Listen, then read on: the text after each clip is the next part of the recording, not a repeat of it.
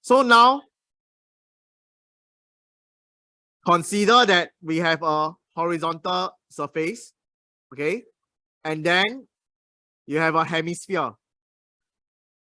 Okay, you have a hemisphere. Okay, not well drawn, but I hope you understand. So now at this hemisphere, right, a particle is here, is released from rest.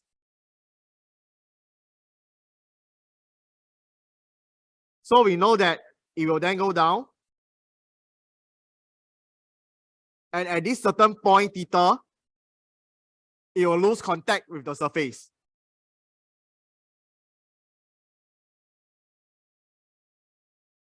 Okay, it will lose contact here. This is a hemisphere.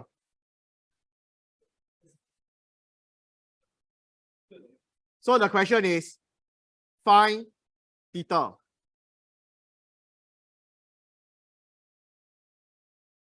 Okay, I don't have a question type out, but I think you should understand. I hope you understand.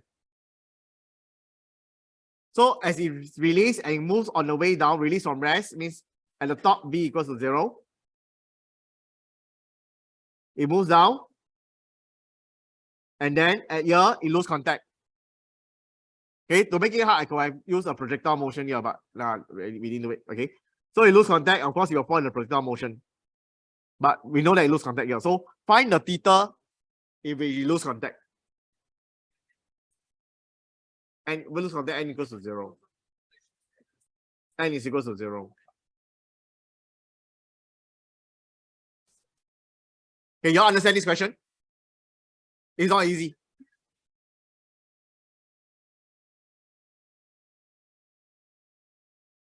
Yeah, I'll go through straight because this question is not easy. Okay, I'm not going to let you struggle. This question is not easy, not easy.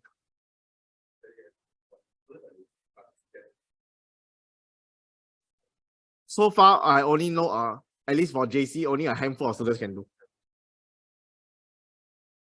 Okay, so now we need to look at because it loses contact here. What can you say about the normal contact force? It's going to be 0 here. Okay, this is a non-uniform circular motion. So by the time it loses contact here, at this point, okay, this is radius r, this is radius r. This is the height loss. Correct? This is the height loss. So we want to find the speed here because you need a certain speed. Then you can have the centripetal force. The force is insufficient. Okay, so at that point, the forces, the resultant forces, just nice is equals to centripetal force, lose contact. Okay, so first we want to find the speed here. So from this top to the bottom, there's a loss in GPE and there's a gain in KE. Okay, the loss in GPE is going to be mg. This part is interesting. Okay, the whole thing here is r, but this part is not r. Okay, let me just erase this part. This one here. The whole thing is r, but here is r cosine theta. So what you have is r 1 minus cosine theta. That is the height loss. Okay, is equals to gain in KE, half mv square. Initial is going to be 0 anyway. Okay,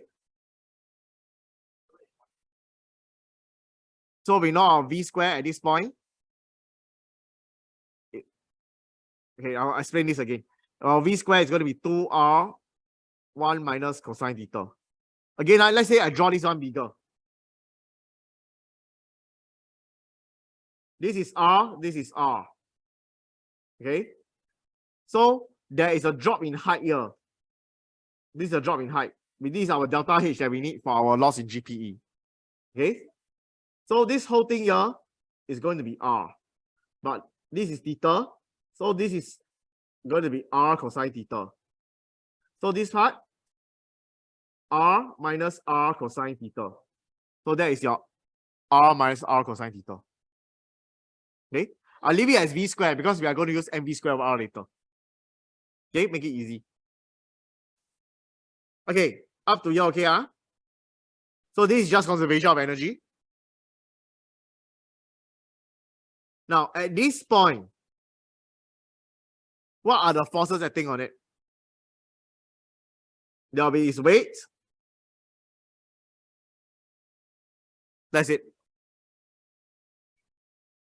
Because we want n equals to 0. Okay? So what that means is that there is a component here. This is going to be theta. This component is mg cosine theta. There's a component here. This is mg sine theta. So this mg sine theta is the tangential force. It's causing it to accelerate, to increase in magnitude. Whereas mg cosine theta is the centripetal force. So far, okay? So at that point, mg cosine theta provides the centripetal force.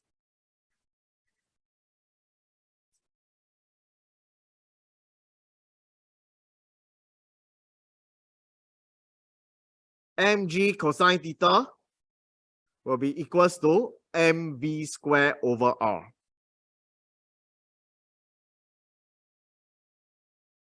Okay? So g cosine theta, wait, I forgot the g here, this g just now missing here. Okay, equals to v squared over r is 2g 1 minus cosine theta. Okay, v squared over r, bring around r over. Then now let's cancel the g. Cosine theta equals to 2 minus 2 cosine theta. 3 cosine theta equals to 2.